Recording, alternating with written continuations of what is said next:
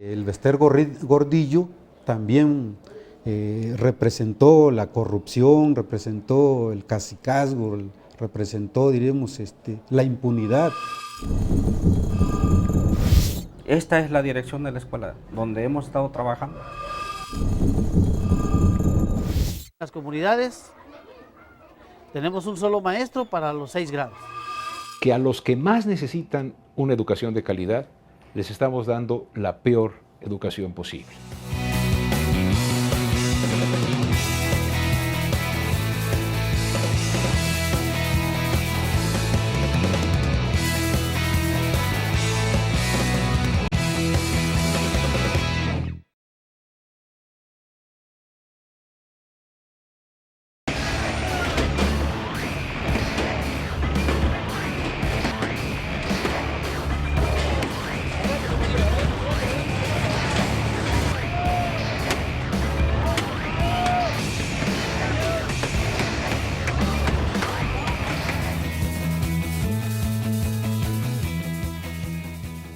Hola, ¿qué tal? ¿Cómo están? Buenas noches, gracias por acompañarnos en otro programa especial. Hoy, sumamente especial, porque se cumplen los primeros 2 meses del Bester Gordillo tras las rejas, en la prisión.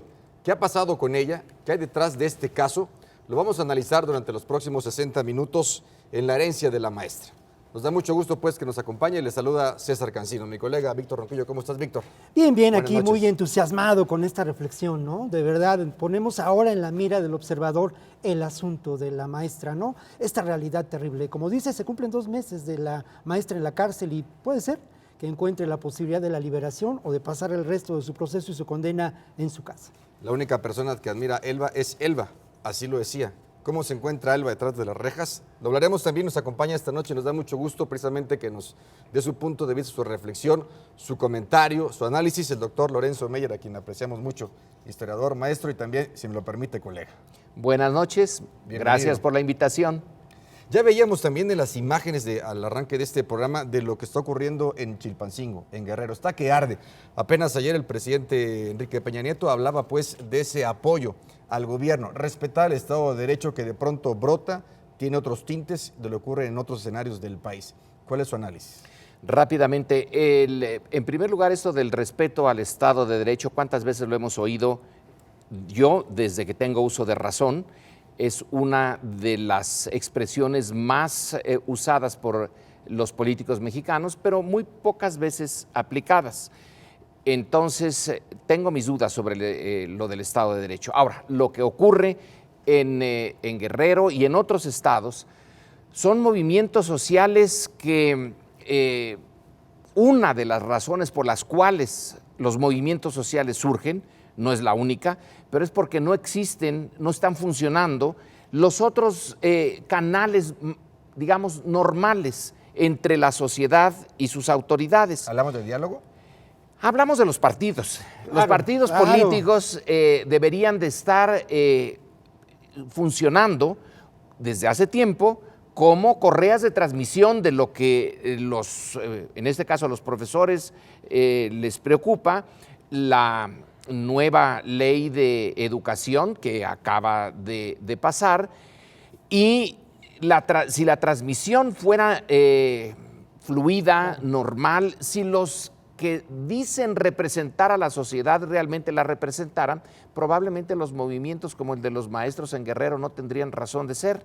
Pero de alguna manera yo te quiero preguntar, Lorenzo, si esto de algún modo no es parte de esa terrible herencia dejada por la maestra en términos del deterioro, de la degradación moral y de la falta de opciones políticas que generó precisamente esa manera de manejar el sindicato tan violenta, tan cruel, tan caciquil. Y yo les preguntaría, ¿es una herencia de la maestra o es una herencia de un sistema? La maestra no es más que un elemento de un sistema político que se mantuvo en México durante básicamente todo el siglo XX, un sistema autoritario, y que yo me pregunto si ya lo hemos superado, si la famosa transición a la democracia es realmente una fase distinta en la historia política de México o solamente un capítulo nuevo de algo similar. La maestra, cierto que tenía al sindicato en un puño, pero no era ella porque si no, ¿cómo se explica el hecho de que en un abrir y cerrar de ojos la maestra estuviera tras las rejas y Juan Díaz ocupa el lugar de la maestra Y no hubo sin ninguna que haya manifestación? ninguna Claro. manifestación? En este caso que afectan a los mismos ciudadanos. Vaya, instituciones, edificios, sí, falta de la coordinación de la comunicación con los partidos políticos, pero ¿será esa la forma y que el gobierno permanezca pasivo? Un movimiento como el de los maestros, es la teoría de los movimientos sociales, deben de tener un agravio que sea legítimo o esto le sale el tiro por la culata. Pero vamos a retomar el tema inicial para este programa, la herencia de la maestra. Hablaremos precisamente sobre su origen, 24 años en el poder. ¿Cómo está viviendo? ¿Qué ha pasado? Aquí parte de la historia.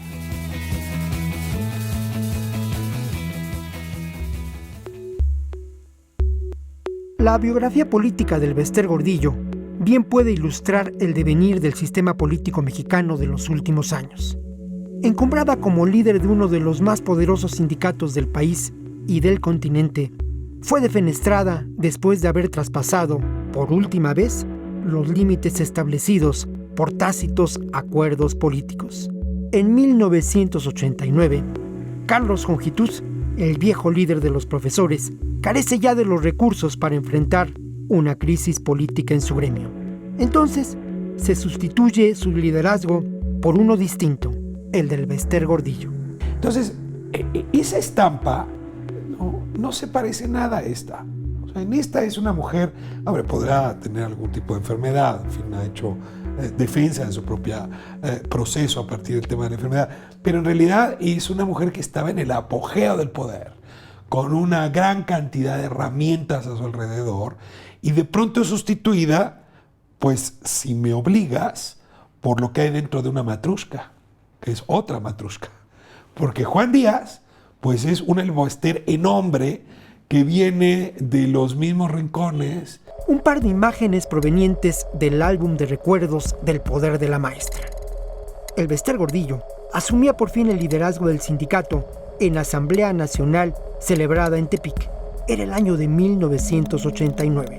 Los ánimos se desbordaron, los golpes menudearon entre las huestes de la maestra y los integrantes de la Coordinadora Nacional. Ella gritaba en ese choque ahí en Nayarit antes de llegar a la asamblea: muchachos, no se peguen, no se peguen. Y en ese momento están a punto de golpearla a ella cuando hay una ambulancia. Y esta mujer se sube al cofre de la ambulancia y entonces de repente se descubre ahí, por encima de todos estos profesores, se quita el zapato, ¿no? Es un zapato rojo, cuentan, ella vestía de rojo, y empieza a levantar el zapato y le dice al chofer de la ambulancia: adelante, adelante, adelante. Una imagen recurrente en la historia del Bester Gordillo es la de su soberbia política. Su soberbia, su arrogancia sin límites, y un sistema que no se los había puesto, la llevó en efecto a declarar cosas impertinentes en contra del señor aquel que se fue a Europa, ¿te acuerdas? De Enrique Peña Nieto, a desafiar a Mine Chafet, a desafiar la reforma educativa, como si enfrente tuviera muñecos guiñones a los que les podía escupir. Y le dijeron: mire, usted no tendrá límites en su conciencia, pero ahora hay gobierno capaz de ponerle límites a su conducta. Una pregunta: ¿dónde están ahora los socios del Bester? ¿Sus aliados y beneficiarios políticos? ¿Cuál es la razón de su silencio? Yo creo que el gobierno de la República mandó dos mensajes al mismo tiempo el día que la prendieron. El primero fue: esta mujer se pasó y está en la cárcel porque se pasó, no por corrupta. Segundo, el que se pase le vamos a recordar que es corrupto. Y en ese momento, pues los socios, perdónenme que utilice la expresión infantil, se engarrotaron. No vaya a ser que el siguiente expediente sea suyo. Más allá de las evidencias de la corrupción, de la acusación de delincuencia organizada y lavado de dinero, el peor de los legados de la maestra se reproduce en el ámbito de los salones de clase de las escuelas en México, donde la educación pública ha sufrido un innegable proceso de degradación. Creo que si queríamos ir en serio con la reforma educativa, bien hubiera valido que el ambiente moral de los profesores también fuese reformado por una convicción democrática. Pero es que en este país luego creemos que las buenas reformas solo se pueden hacer por la vía autoritaria, y yo a veces me pongo a llorar cuando oigo este argumento, a lo mejor porque estoy equivocado. Para morir nací, quiero morir con un epitafio. Aquí yace una guerrera, como guerrera murió. Y para seguir hablando de ese tema del observador, la herencia de la maestra, nos da mucho gusto también que nos acompañe esta noche vía microondas, el doctor Manuel Gil Antón, doctor en metodología y teoría de la ciencia por el Centro de Investigaciones y Estudios Avanzados, además maestro en ciencias sociales con especialidad en sociología y además autor de una infinidad de libros importantes. Víctor. Sí, es cierto. Manuel, mucho gusto. Qué bueno que nos acompañas, de verdad. Te decíamos que hemos seguido tu trabajo, tus reflexiones y nos parecen fundamentales. Y hay por ahí un artículo, Manuel, que quiero comentar contigo, que tiene que ver con lo siguiente. Tú decías, Manuel, en un artículo donde el derecho al pupitre es el derecho a la educación, mi querido Manuel, y te lo quiero preguntar, ¿es así? ¿El derecho al pupitre es el derecho a la educación? Yo creo que lo que trataba de decir en ese texto, y perdón por ser maleducado, muchas gracias por que me hayan invitado a esta conversación, es que hay una enorme distancia entre el permitir o ampliar las oportunidades de acceso a un pupitre o a la lista de un grupo y el acceso al conocimiento. Yo creo que el país en materia educativa ha tenido una enorme injusticia. Si ustedes quieren saber cuál es la peor escuela del país, entendiendo por ella la que tiene menos condiciones, le falta luz, le falta piso, le falta todo, calculemos, veamos dónde hay más muchachos inscritos en el programa Oportunidades. ¿Esto qué quiere decir? Que a los que más necesitan una educación de calidad, les estamos dando la peor educación posible. En ese sentido, el gobierno puede presumir que cada vez tiene mayor cobertura, pero eso no significa que esté con ello teniendo más inclusión en el acceso al conocimiento relevante, los frutos de la crítica y, sobre todo, la posibilidad de construir ciudadanía. También nos acompaña esta noche doctor Gil Antón para que podamos también interactuar el doctor Lorenzo Meyer. Bienvenido nuevamente, Lorenzo, para poder afinar estos detalles y compartirlo aquí en la mesa, que en los últimos 24 años el Bester siempre se consideró pues como una guerrera, pero al parecer todas esas pruebas o relaciones afectivas que tuvo en su momento se perdió y conoció también la deslealtad, es decir, que sus cálculos numéricos pues no le funcionaron. Pero es que no debe de ser una sorpresa ni para ella ni para nosotros. En el tipo de vida política y de estructura autoritaria en la que nació ella, en la que ejerció su poder, no hay realmente lugar para estas lealtades personales. Ella llega ahí porque se decide desde arriba, lo decide Carlos Salinas. No le preguntó a nadie, él la puso y barrió con un plumazo a la antigua estructura que tenía Jongitud Barrios. ¿Qué opinas, Manuel? Sí, quisiera coincidir con Lorenzo Meyer, porque lo que ocurre es que algún día pensé, y me permití escribirlo, ¿qué pasaría si el Senado de la República unánimemente aceptara que la profesora Elbester Gordillo y su grupo más cercano fueran embajadores plenipotenciarios en Saturno?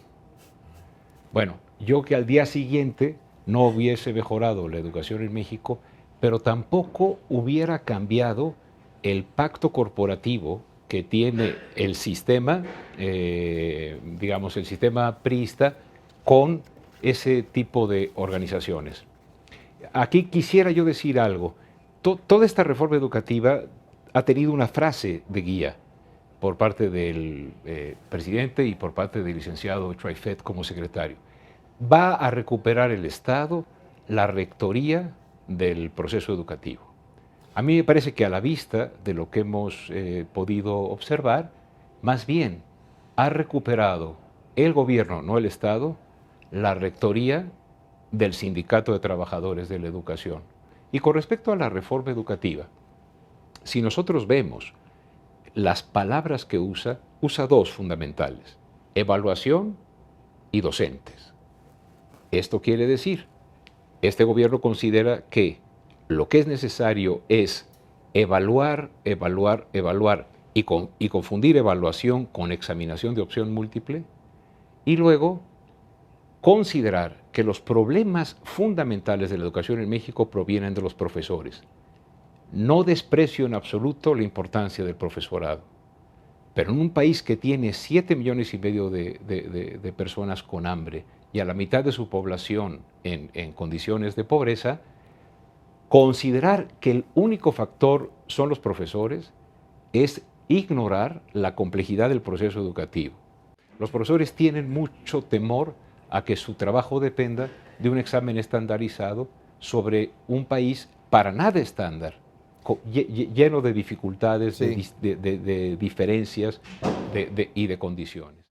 Para hablar más sobre este tema, una entrevista con Rolando Cordera que realizó mi compañero Víctor Ronquillo.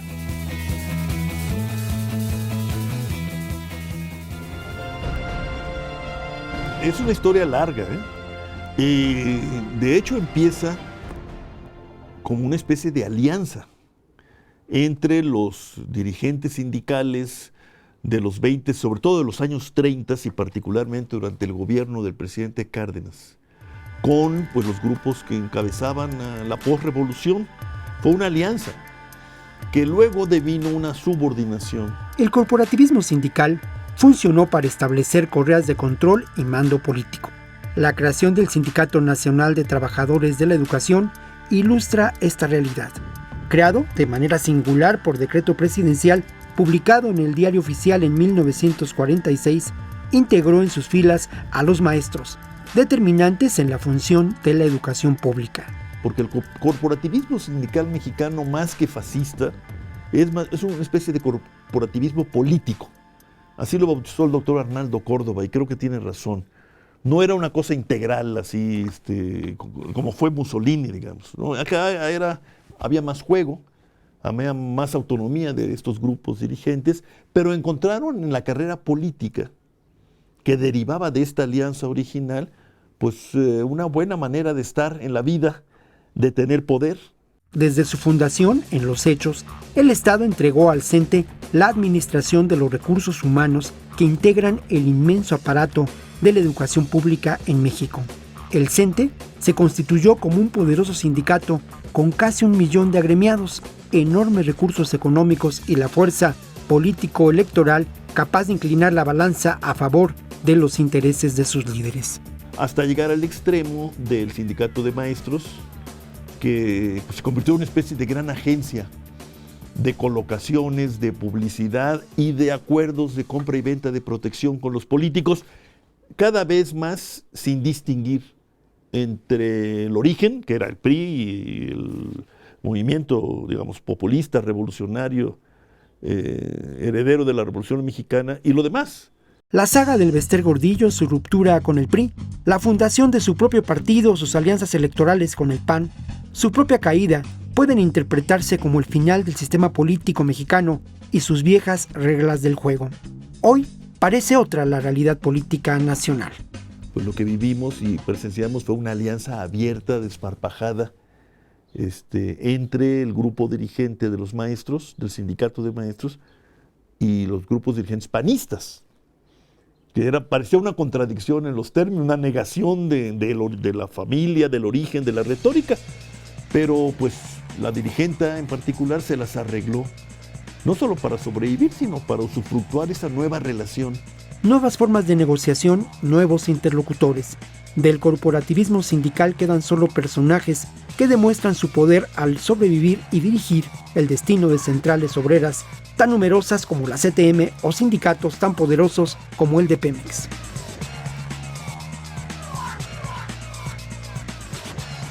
Ahí están las cosas, radiografía en nuestro país, pero tenemos más por qué analizar esta noche especial sobre la herencia de la maestra. No le cambie, volvemos.